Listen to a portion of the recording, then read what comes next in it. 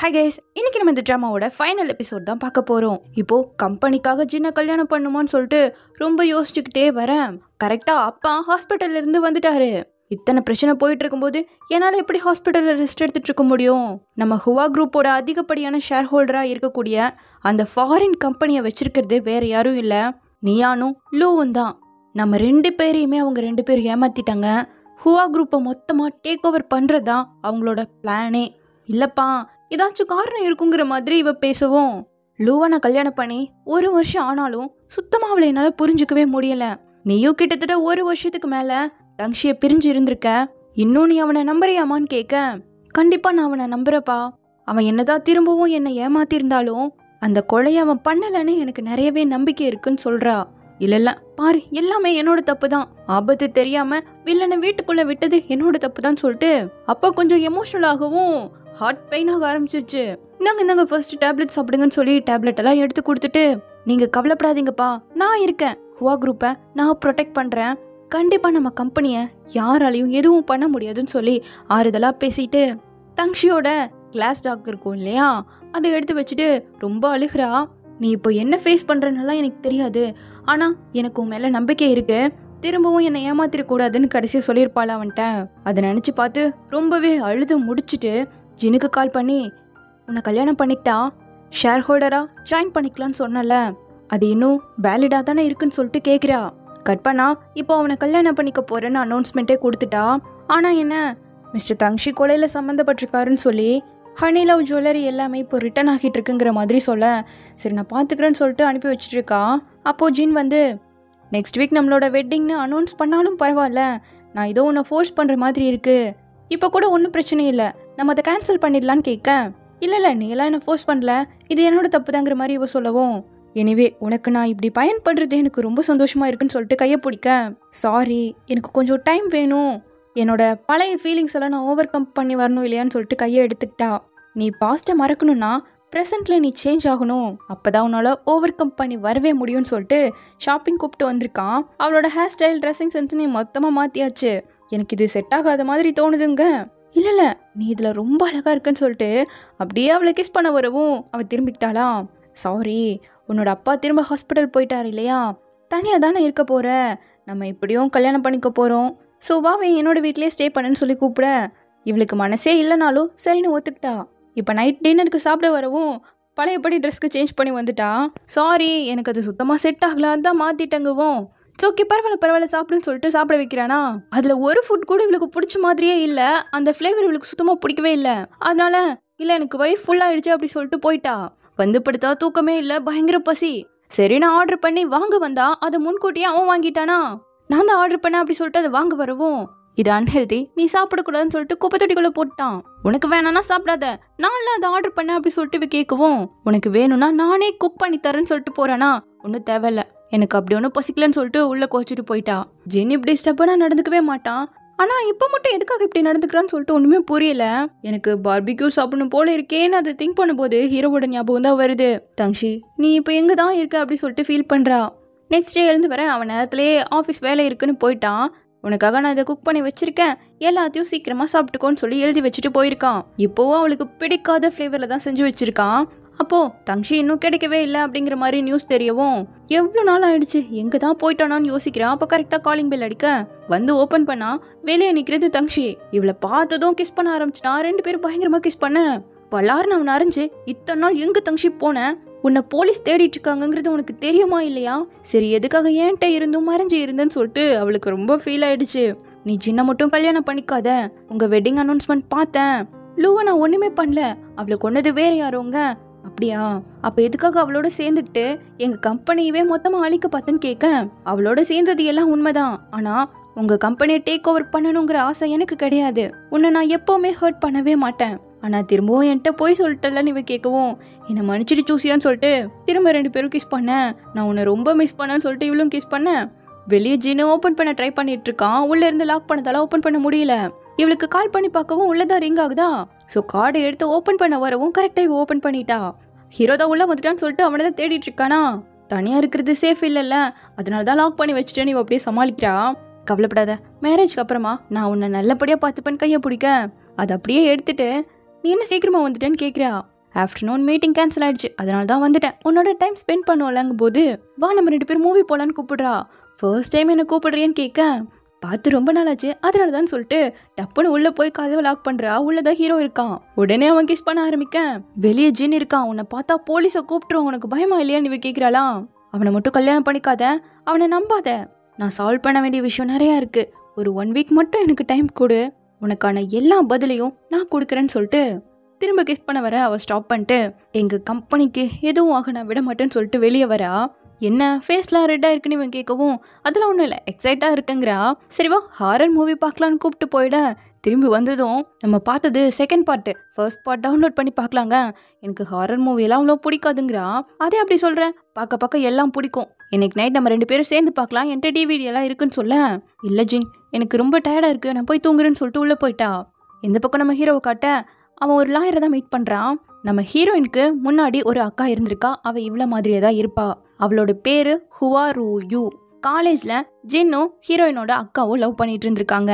அப்ராட்ல ஒரு 8 வருஷத்துக்கு முன்னாடி கார் ஆக்சிடென்ட்ல அவங்க அக்கா இறந்து போயிட்டா. ஸோ ஜின்னால கேர்ள் ஃப்ரெண்ட் இறந்ததை ஏற்றுக்க முடியல, அதுலேருந்து வெளியே வரவும் முடியாம சைக்காலஜி டாக்டரெல்லாம் பார்த்துட்டு இருந்திருக்கான். நம்ம ஹீரோவை அப்ராட்ல கொலை பண்ண முயற்சி பண்ணதோ இவன் தான், ஆனால் எவிடன்ஸ் இல்லை, அது கிடைச்சா தானே ப்ரூவ் பண்ண முடியும். இப்போ அடுத்த நாள் காலையிலேருந்து வந்தா நைட் என்ன படம் பார்க்கலாம் நீயே சூஸ் பண்ணி வையின்னு சொல்லிட்டு கேஸ்ட்டை வச்சுட்டு போயிருக்கான். இவளுக்கு ஹாரர் மூவியே பிடிக்காதல்ல, ஆட போடான்னு படுக்க தானா டிவியில் ஒரு வீடியோ பிளே ஆகுது. அது இவளோட அக்கா தான். என்ன இந்த டைம் கிளே டிஃப்ரெண்ட்டாக இருக்குன்னு இவன் கேட்கவும் நம்ம வளர்த்துற ஃபேவரட் பெட் இறந்து போயிட்டா, அதனோட போனை தூளாக்கி இது மாதிரி டாய்ஸில் போட்டு செஞ்சு அதனோட மெமரியாக வச்சுப்பாங்கன்னு இவ சொல்லவும் அப்போ நான் இறந்து போயிட்டாலும் என்னோட போன் ஆஷஸை இப்படி பண்ணி வச்சுப்பல அப்படி சொல்லிட்டு இவன் கேட்குறானா. என்ன இப்படி பேசுற, இனிமேல் ஒவ்வொரு பர்த்டேக்கும் நம்ம இங்கே வந்து இது மாதிரி சேர்ந்து டாய்ஸை மேக் பண்ணணும், எப்போவும் இதை பண்ணிக்கிட்டே இருக்கணும்னு அக்கா சொல்ல, அதனால தான் இந்த வருஷம் அவனோட பர்த்டேக்கு நம்ம ஹீரோயினோட இந்த மாதிரி டாய்ஸ் மேக் பண்ண வந்திருப்பான். அடுத்த வருஷமும் இதை நம்ம 2 பேரும் சேர்ந்து பண்ணலாம் அப்படிங்கிற மாதிரியும் கேட்டுருந்துருப்பான்ல. பத்தாதுக்கு அவங்க அக்கா பண்ணி கொடுத்ததா இந்த டாய்ஸ்லாம் போல, வீட்டில் இத்தனை கொள்ள வச்சிருக்க அவளுக்கு பயம் வர ஆரம்பிச்சிருச்சு. அவங்க அக்காவுக்கு தான் ஹாரர் மூவியெல்லாம் பார்க்கவே பிடிக்கும். இன்னைக்கு நைட் இந்த படம் பார்க்கலான்னு சொல்லிட்டு அவள் போகவும் கையில் ஒரு பிரேஸ்லெட்டை பார்க்குறா. HRYன்னு போட்ட ஒரு பிரேஸ்லெட்டை தான் நம்ம ஹீரோனோட பர்த்டே கிஃப்டாக இவன் ப்ரெசென்ட் பண்ணியிருப்பான். HRYங்கிறது ஹுவா ரூயி கிடையாது, ஹுவா ரூ யூ அவங்க அக்காவோட பிரேஸ்லெட். அது சீக்கிரமாக 2 பேரும் கல்யாணம் பண்ணிக்கிறதா தான் இருந்திருப்பாங்க. ஸோ வெட்டிங் கவுன்லாம் ஆசையாக போட்டு காட்ட அப்போ அவங்க அக்கா ஷோல்டர்ல ஒரு ரெட் மார்க் இருந்திருக்கும். இவ ஓவரா குடிச்சா அவன் வீட்டுல மட்டும் அனுப்போ வீட்டுக்கு வந்திருப்பாள். அப்ப கூட ஷோல்டர்ல ஏதோ இருக்கே அப்படிங்கிற மாதிரி நோட் பண்ணியிருந்துப்பா. என்ன எப்படி இது வந்துச்சுன்னு யோசிக்கிறியான்னு டெரரா வந்து கேட்கும். இவ பயந்தே போயிட்டா. அதை இவன் தான் இவ தூங்கிட்டு இருக்கும் போது அவங்க அக்காவுக்கு இருந்த மாதிரியே மச்சம் இவளுக்கும் இருக்கணும்னு சொல்லிட்டு டாட்டூவே போட்டு விட்டுருக்கான். நீ உங்க அக்கா மாதிரியே மாறணுங்கிறதுக்காக இதெல்லாம் பண்ணுன்னு சொல்ல அவ அங்கிருந்து தப்பிக்க ட்ரை பண்றான். ஆனா முடியல.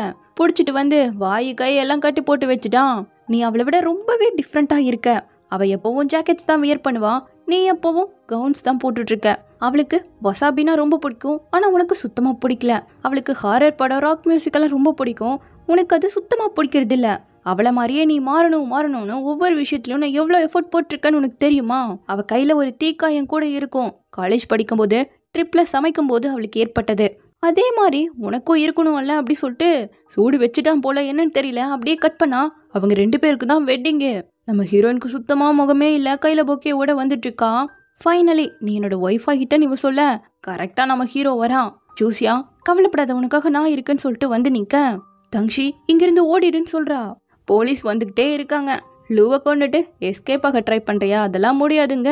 கண்டிப்பா யாராலையும் எஸ்கேப் ஆக முடியாதுன்னு இவன் சொல்ல லூ உயிரோட வரா. என்ன கொஞ்சம் கால் நோண்டிக்கிட்டு தான் வரா.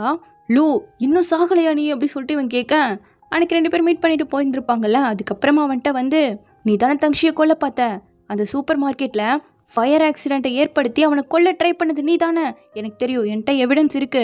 அவனை தொடவே கூடாது, நான் உன்னை வார்ன் பண்ணியும் நீ இப்படி பண்ணியிருக்கேன்னு சொல்லிட்டு அவனை கழுத்தை பிடிச்சி நெரிச்சிட்டு இருக்கேன். அவன் பிடிச்ச ஒரு ஃபோர்ஸில் வேகமாக தள்ளி விட்டானா அவளுக்கு தலையிலையும் அடிபட்டுச்சு. டேபிளும் மேலே விழுந்துட மயங்கியே போயிட்டா. இவனுக்கு என்ன பண்ணுறன்னு தெரியல. அவளோட ஃபோன் எடுத்து ஹீரோக்கு மிஸ்ட் காலை விட்டு அவனோட ஃபிங்கர் பிரிண்ட்டை எல்லாம் எரேஸ் பண்ணிட்டு ஓடியே போயிட்டான். அதுக்கப்புறமா தான் நம்ம ஹீரோ வந்து பார்த்து அவளை காப்பாத்திருக்கான். என்னை கொல்லாமல் பாதியில் விட்டு போயிட்டேன், தங்ஷி வந்து என்னை காப்பாத்திட்டான் இவ சொல்ல எல்லாத்தையும் சொன்னையே. பல வருஷமா அவனை சீக்ரெட்டா லவ் பண்ணிட்டு இருக்க, இந்த விஷயத்த நீ அவன்கிட்ட சொல்லலையான்னு இவன் கேட்கவும் போது ஜின் போய் சொல்றத நிறுத்து. போன வருஷம் அப்ராட்ல நீ தான் என்னை கொல்ல ஆள் வச்சேன்னு எனக்கு நல்லாவே தெரியும். ஆனா இப்போ நான் ஒரு கில்லர்னு சூசியாட்ட ஏமாத்திக்கிட்டு இருக்கியா? எல்லாம் முடிஞ்சது சூசியா. இப்போ நான் உன்ட்ட எல்லாத்தையும் சொல்ல போறேன்னு கிட்ட வராத. என் கையில பாம் இருக்குன்னு சொல்றா. எடுத்தாதான் தெரியுது கையில பாம வச்சு பொக்கேவை வச்சு கட்டி வச்சிருக்கான்.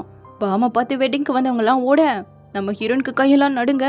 எங்களை மட்டும் இப்ப நீ விட்டுட்டு போகலனா இந்த ரிமோட்டை அழுத்தி எல்லாரும் சேர்ந்து சாக தயாரான்னு கேட்க, லோ நீ கிளம்ப நான் பாத்துக்கிறேன்னு அவளை அனுப்பி வச்சுட்டு, இவளோட அக்கா மட்டும் இப்போ உயிரோட இருந்திருந்தா இதை செய்ய உன்னை அனுமதிப்பாளா? கொஞ்சம் யோசிச்சு பாருன்னு கேட்க லைட்டா கொலாப்ஸ் ஆனவன், இல்ல யோ வருவா, யோ திரும்ப கண்டிப்பா வருவான்னு சொல்லிட்டு அவளை புடிச்சுக்கிட்டவன், இல்ல யோ இனிமேல் வரமாட்டான், இவளால யூவா எப்பவும் ஆகவே முடியாது. தங்ஷி நீ மொத்தத்தையும் கெடுத்துட்ட, இப்படியே நம்ம எல்லாரோட வாழ்க்கையும் முடியட்டும்னு சொல்லிட்டு அதை அழுத்த பார்க்க, உனக்கு நான் தானே வேணும், நீ என்ன தானே வெறுக்கிற, ஏன் கிட்ட வா என்ன கொள்ளு அவளை விட்டுட்டுன்னு சொல்லிட்டு இவனை கூப்பிட்டு ட்ரை பண்ணிட்டு இருக்கேன். ஓஹோ இவளை காப்பாத்த ட்ரை பண்ணிட்டு இருக்கியா? அப்ப இந்தா இதுல குத்திட்டு இப்ப நீ செத்து போவியம்மான்னு சொல்லிட்டு கத்தியை தூக்கி வீச, இல்ல வேணாம் நம்ம ஹீரோயின் அழுவ ஆரம்பிச்சுட்டா, நான் உனக்கு கெஞ்சி கேட்கிறேன், நான் யூவா மாறேன், உன்னை கல்யாணம் பண்ணிக்கிறேன், உனக்காக எல்லாமே பண்றேன், தங்ஷியை விட்டுடு, வேணா தங்ஷி நீ பயங்கரமா அழுக. அவனோ கத்தியை எடுத்து குத்த போக இவனும் அப்படியே சிரிக்க டப்புன்னு கத்திய வீசி டெக்கரேஷனுக்கு வச்சிருந்த அந்த பூ ஸ்டேஜை கட் பண்ணி விட்டுட்டான். ஸோ இப்போ அது அவங்க மேலே விழுக வர இவன் அங்கிருந்து தப்பிச்சு ஓட ட்ரை பண்ண நம்ம ஹீரோயின் அவன் காப்பாத்திட்டான். இப்போ ஜின்ன அடிக்க வரும்போது அவன் கத்தி எடுத்து நம்ம ஹீரோவை குத்திட்டான். சரியான சைக்கோ நாயா இருக்கும் போல உள்ள கத்தியை விட்டு திருவுறான். இவனால சுத்தமா முடியல. இப்போ வெளியே எடுத்துதான் அவனை பிடிச்சி தள்ளி விட்டானா. இவனால முடியலனாலும் அவன் கிட்ட வந்து அவனோட வாட்சை கழட்டி அதுலேயே அவனை அடிச்சு மயக்கம் போட வச்சுட்டு சுத்தமா முடியாம நம்ம ஹீரோயின் கிட்ட தான் வந்துட்டு இருக்கான். இவ்வளவும் கையில இருக்க அந்த பாம்பெல்லாம் அவுத்து போட்டு நம்ம ஹீரோட்ட வர அவனால முடியல, அங்கேயே மாட்டி போட்டானா. இவ்வளவு கிட்ட வந்து உட்காந்து ரொம்ப அழுகிறா. அவனும் கோட்டை கழட்டி அவன் மேல போட்டு விட்டுட்டு அப்படியே கிஸ் பண்ண வந்தவன் முடியல, அப்படியே அவன் மேல சாஞ்சிட்டான். இல்ல இப்படி நீ என்னை விட்டு போக கூடாது, தங்ஷி எழுந்துரு ப்ளீஸ், என்னை விட்டு போகாதன்னு சொல்லிட்டு பயங்கரமா அழுக ஆரம்பிச்சிட்டா.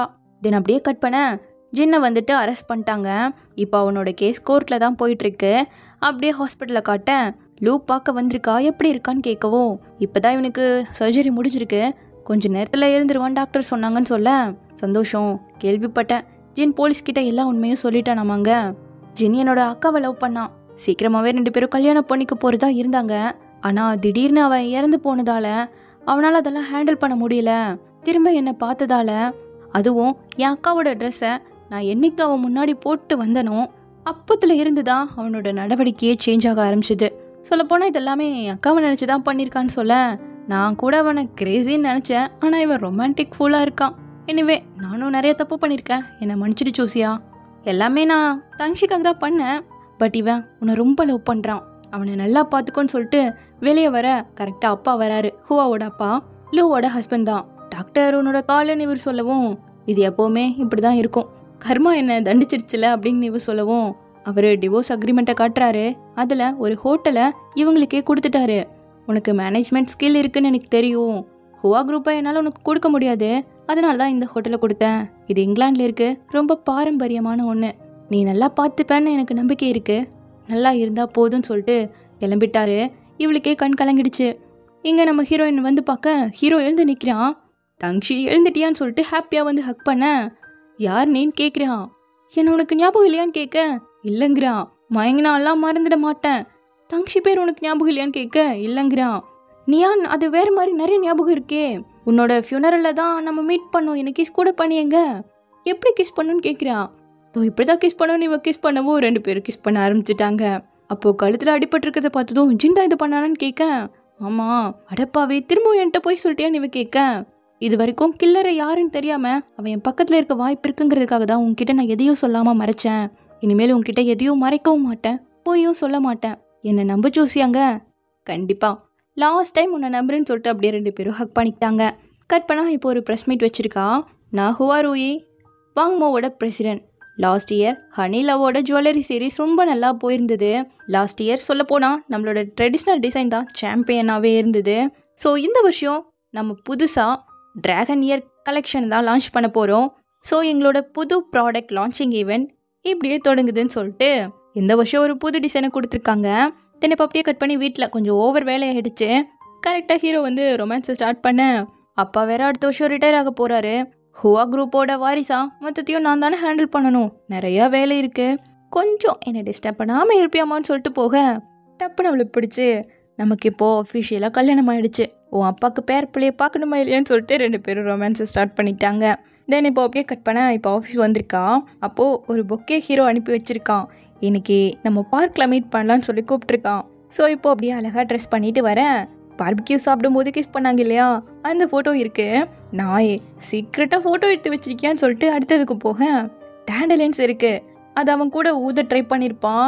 ரொம்ப கஷ்டப்படும் போது இவ அதை பார்த்து சிரிச்சுட்டு இவ தானே அதை ஊதிருப்பா. அடுத்து அதில் மாஸ்க் இருக்குது. மாஸ்க் போட்டு பார்ட்டியில் டான்ஸ்லாம் பண்ணியிருப்பாங்கல்ல. தென் அடுத்ததுக்கு போக அதில் ஒரு பாக்ஸ் இருக்குது. அதை க்ளோஸ் பண்ணியிருக்கான். என்னடா எப்படி ஓப்பன் பண்ணுறதுன்னு சொல்லி பார்த்துட்ருக்க கரெக்டாக நம்ம ஹீரோ வரான். இந்த பாக்ஸ் நம்மளோட பாஸ்டையும் ஃப்யூச்சரையும் பிடிச்சிக்கிட்டு இருக்கு. இதை திறக்கணுமா வேணாமான்னு நீ தான் முடிவு பண்ணுன்னு சொல்லி அவள் கையில் கீயை கொடுக்க அவள் சிரிச்சுக்கிட்டே அதை ஓப்பன் பண்ணுறா. உள்ள ஒரு ரிங் இருக்கு. உன்னை பிரிஞ்ச அந்த 1 வருஷம் நான் எவ்வளோ கஷ்டப்பட்டேன்னு எனக்கு தான் தெரியும். கப்புள்ஸை பார்க்கும்போதும் ஆட்டம் வரும்போதும் ஒவ்வொரு நிமிஷமும் நான் உன்னை மட்டுமே தான் நினச்சிட்டு இருந்தேன். உன்னை ரொம்ப ரொம்ப மிஸ் பண்ணேன். திரும்ப உன்னை பார்க்க வந்ததும் நீ என்ன நினச்சிட்டு சிங்கிளாக இருக்கிறத பார்த்ததும் நான் எவ்வளோ சந்தோஷப்பட்டேன்னு உனக்கு தெரியாது. தினமும் மார்னிங் நம்ம ஒன்றா தூங்கி எழுந்திரிக்கணும், கடைசி வரைக்கும் ஒன்றாவே இருக்கணும். நமக்கு வெள்ளை முடியெல்லாம் வந்து முகமெல்லாம் சுருங்கி போனாலும் ஒன்றாவே இருக்கணுங்க. அப்படி முகம்லாம் சுருங்கி போயிட்டேன்னா அசிங்கமாயிடுவல்ல. கண்ணெல்லாம் பாதி தான் தெரியும், காதெல்லாம் கேட்காம போயிடும். பேட் டெம்பரில் வேற இருப்பேன். அப்போ நீ என்ன தொல்லையாக தான் நான் நினைப்பேங்க. கண்டிப்பாக நான் அப்படியெல்லாம் ஃபீல் பண்ணவே மாட்டேன். நான் எதுக்காக ஹார்ட் ஷேப்பில் ரிங்கை சூஸ் பண்ணியிருக்கேன்னு உனக்கு தெரியுமா? அந்த ஹார்ட் ஷேப் என்னோட சின்சியாரிட்டியை காட்டுது. அது உனக்காக மட்டும்தான். ஒரு டைம் கொடுத்துட்டா அவ்வளோதான், கடைசி வரைக்கும் ஒன்றா தான் இருக்கணும். பணம் இருந்தாலும் ஏழையானாலும் ஹெல்த்தியாக இருந்தாலும் நோய்வாய்ப்பட்டாலும் எல்லாத்தையும் 2 பேரும் ஒன்றா ஃபேஸ் பண்ணணும். எப்போவும் ஒன்றாவே இருக்கணும்னு சொல்லிட்டு மண்டி போட்டு கண்ணெல்லாம் கலங்க சூசியா என்னை கல்யாணம் பண்ணிப்பியான்னு கேட்குறான். அவள் எப்படி வேணான்னு சொல்லுவா, அழுதுகிட்டே கண்டிப்பாக நான் பண்ணிக்க தயாராக இருக்கேங்கிறா. அப்படியே அழகாக அவளுக்கு அந்த ரிங்கை போட்டு விட என்னோட ரிங் சைஸை இன்னும் ஞாபகம் வச்சிருக்கியான்னு கேட்குறா. அதை எப்படி நான் மறப்பேன்? இப்படியே உன்னோட கையை பிடிச்சிக்கிட்டு கடைசி வரைக்கும் நம்மளோட வாழ்க்கை பயணத்தை நம்ம தொடரணும்னு ஆசைப்படுறேன்னு சொல்லிட்டு முதல்ல அந்த ரிங்கை கிஸ் பண்ணுவேன். அப்படியே 2 பேரும் கிஸ் பண்ண ஹாப்பியாக இந்த ட்ராமா முடியுது. மினி ட்ராமாவாக இருந்தாலும் நிறையா ட்விஸ்ட் அண்ட் டர்ன்ஸ் எல்லாம் இருந்தது இல்லையா? உங்களுக்கும் இந்த ட்ராமா பிடிச்சிருக்கும்னு நம்புகிறேன். சீக்கிரமாகவே இன்னொரு புது ட்ராமாவில் வந்து பார்க்குறேன். தேங்க்யூ.